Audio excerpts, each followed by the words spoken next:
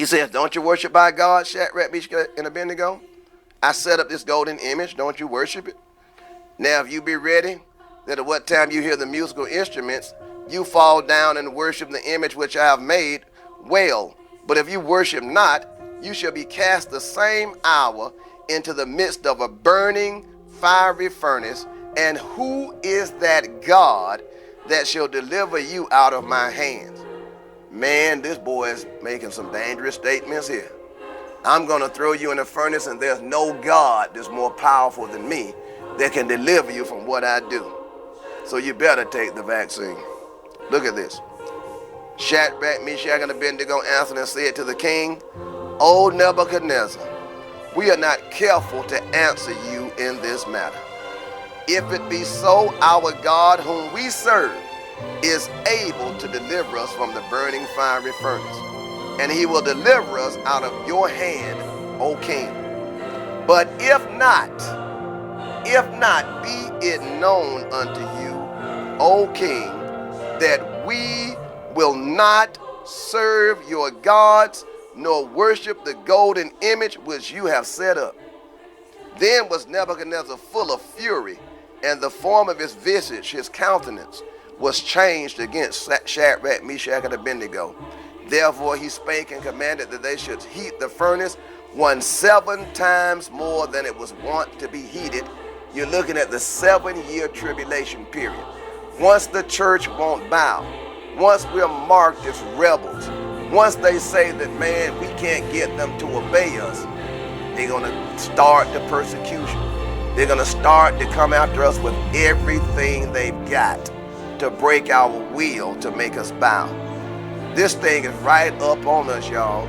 So you better make separations now, and you better get your mind right for this, because a lot of folks are about to fall away because they never imagined the intensity of the end times and all the forces in play to make us bow. You got to lower that word now. You've got to pray through now. You got to fast up now. You got to get ready for what's coming now. It's not good enough to try to train for the athletic competition the day of the competition. It's the months and the years leading up to the competition that makes the difference. You got to have your senses exercised to know good and evil. You got to do the weightlifting now. You got to do the wind sprints now. You got to get in shape now while we got time to get in shape. And he commanded the most mighty men that were in the army to bind Shadrach, Meshach, and Abednego, and to cast them into the burning fiery furnace.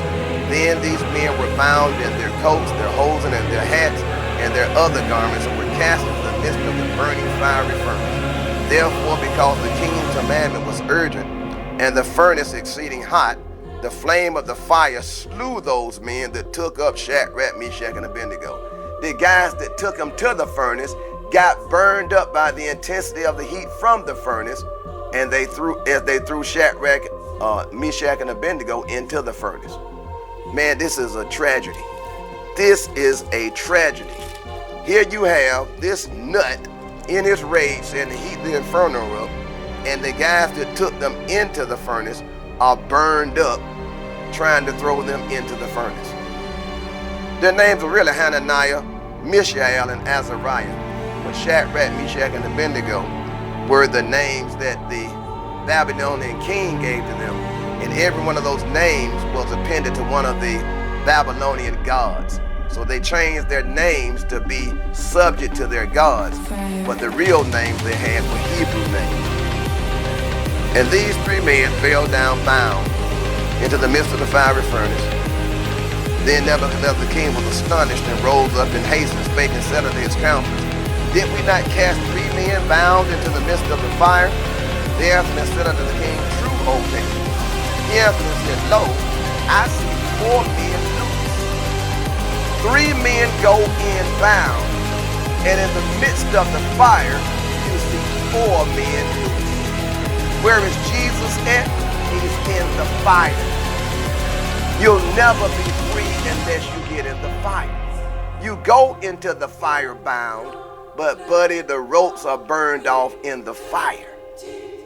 You got to go into the furnace to get free.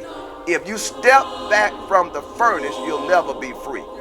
And all you do is find some worldly endeavor, some worldly friends, and some junk in a silly church to delay your freedom by circling in the wilderness of familiar spirits so you never get the ropes burned off. Cut loose from everything but the Lord, because the Lord is going to free you in the fire. You'll be set free in the fire. You'll be set free alone. You'll be set free going through your own study time. It's going to be some arduous nights. It's going to be some lonely nights. It's going to be some time you got to walk by yourself through the inferno. But buddy, at the end of the whole situation, you'll be free indeed, for the Bible says, whom the Son has set free is free indeed. The question that remains is, do you really want to be free, or do you want to pay lip service to being free? You got to choose.